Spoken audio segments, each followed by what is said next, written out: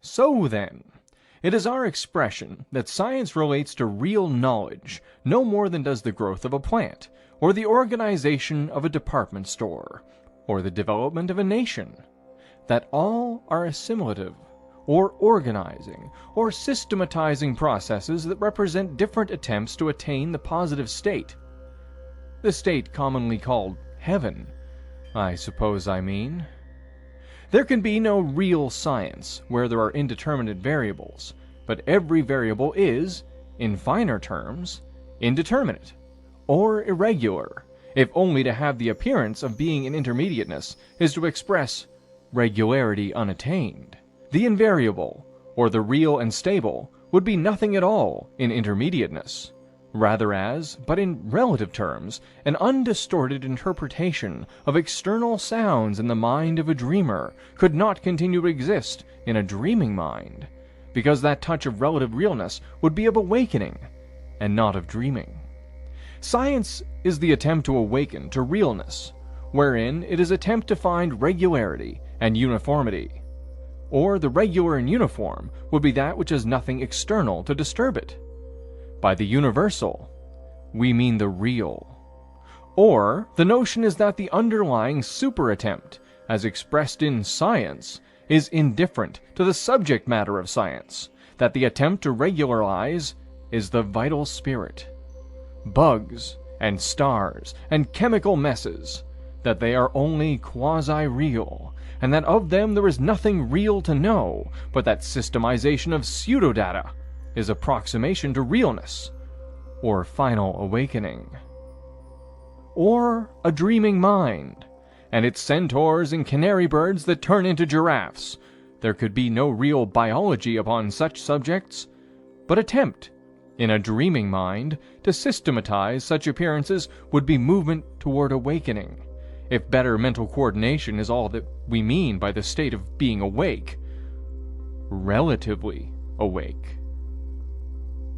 So it is that having attempted to systematize, by ignoring externality to the greatest possible degree, the notion of things dropping in upon this earth from externality is as unsettling and unwelcome to science as tin horns blowing in upon a musician's relatively symmetric composition, flies alighting upon a painter's attempted harmony and tracking colors into one another, suffragist getting up and making a political speech at a prayer meeting. If all things are of a oneness, which is a state intermediate to unrealness and realness, and if nothing has succeeded in breaking away and establishing entity for itself, and could not continue to exist in indeterminateness, if all things are of a oneness, which is a state intermediate to unrealness and realness, and if nothing has succeeded in breaking away and establishing entity for itself, and could not continue to exist in intermediateness, if it should succeed, any more than could the born still at the same time be the uterine, I of course know of no positive difference between science and Christian Science, and the attitude of both toward the unwelcome is the same. It does not exist. A Lord Kelvin and a Mrs. Eddy and something not to their liking. It does not exist.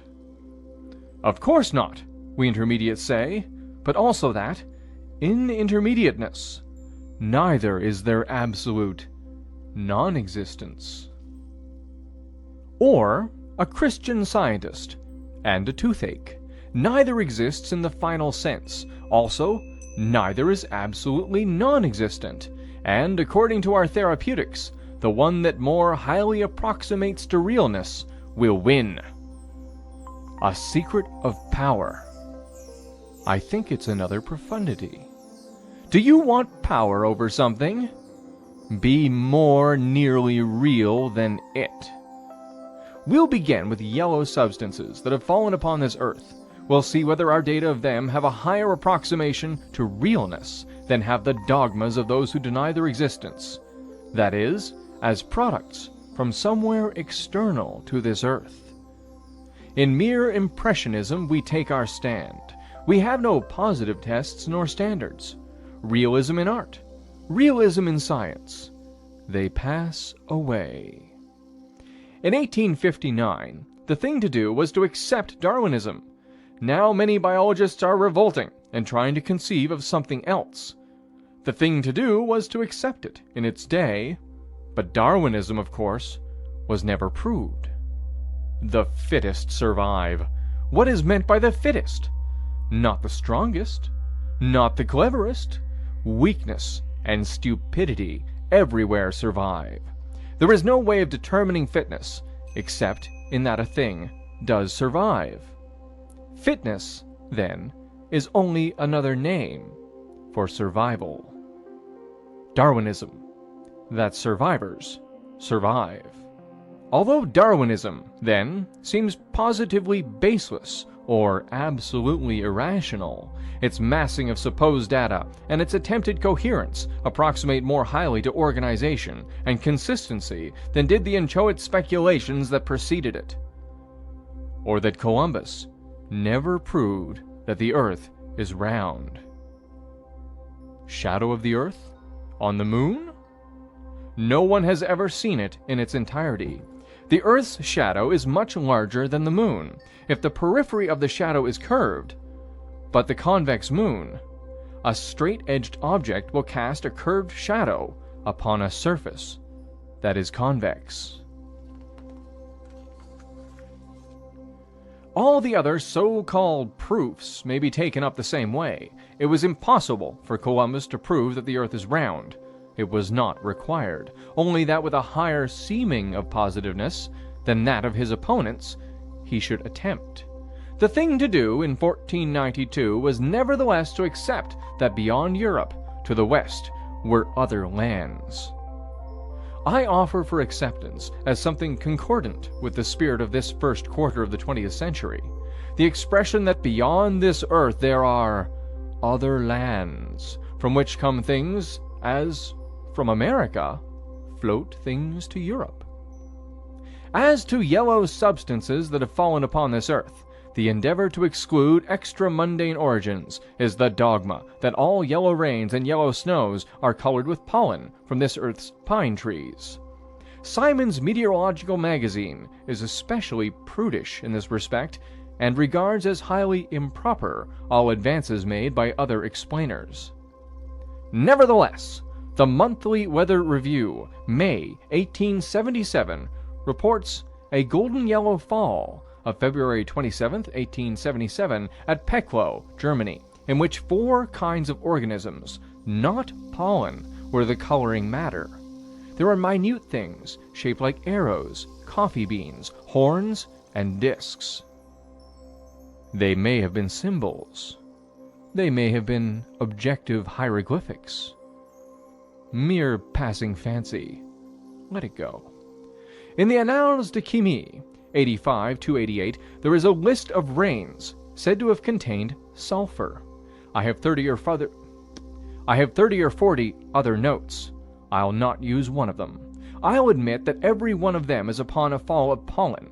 I said, to begin with, that our methods would be the methods of theologians and scientists, and that they always begin with an appearance of liberality. I grant 30 or 40 points to start with. I'm as liberal as any of them, or that my liberality won't cost me anything. The enormousness of the data that we shall have. Or just to look over a typical instance of this dogma, and the way it works out. In the American Journal of Science, 142-196, we are told of a yellow substance that fell by the bucketful upon a vessel one windless night in June in Pictou Harbor, Nova Scotia. The writer analyzed the substance, and it was found to give off nitrogen and ammonia and an animal odor. Now, one of our intermediatist principles, to start with, is that so far from positive, in the aspect of homogeneousness, are all substances that, at least in what is called an elementary sense, anything can be found anywhere. Mahogany logs on the coast of Greenland, bugs of a valley on top of Mont Blanc, atheists at a prayer meeting, ice in India. For instance, Chemical analysis can reveal that almost any dead man was poisoned with arsenic, we'll say, because there is no stomach without some iron, lead, tin, gold, arsenic in it and of it.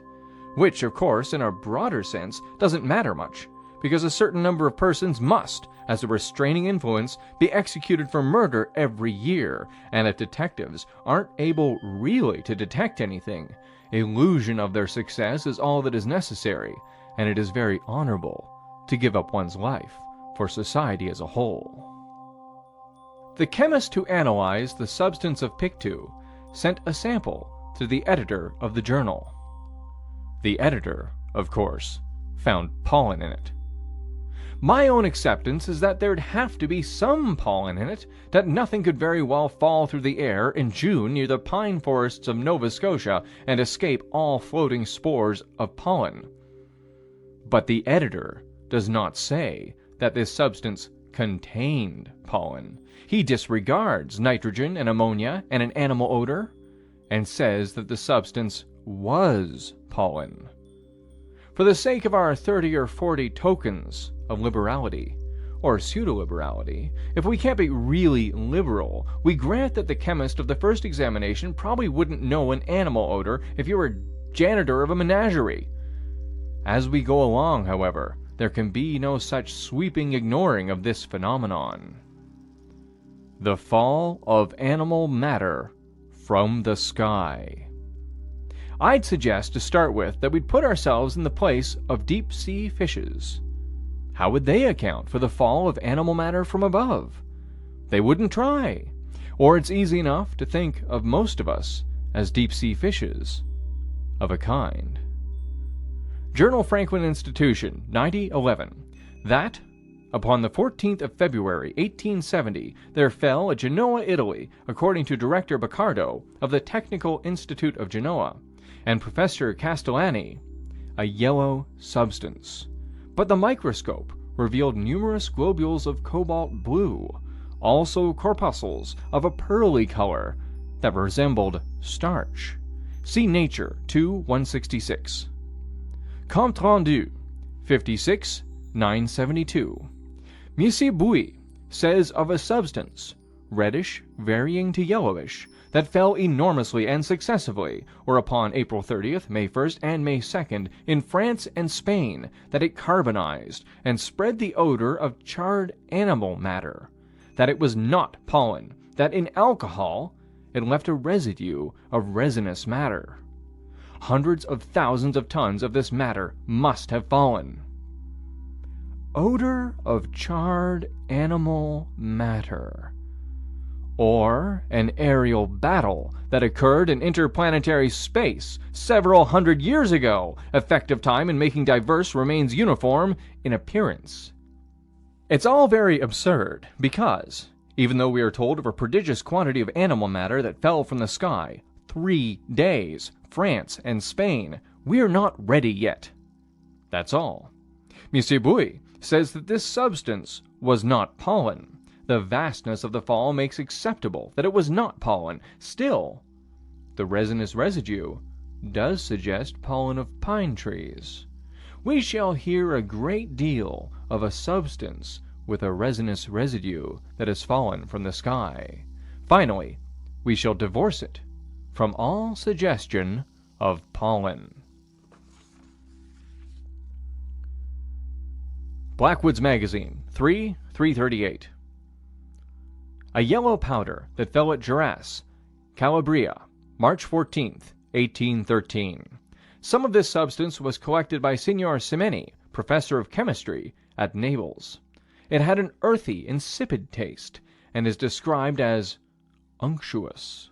When heated, this matter turned brown, then black, then red. According to the Annals of Philosophy, 11/466, one of the components was a greenish-yellow substance, which, when dried, was found to be resinous. But concomitants of this fall. Loud noises were heard in the sky. Stones fell from the sky. According to Chladni, these concomitants occurred, and to me they seem rather brutal, or not associable with something so soft and gentle as a fall of pollen?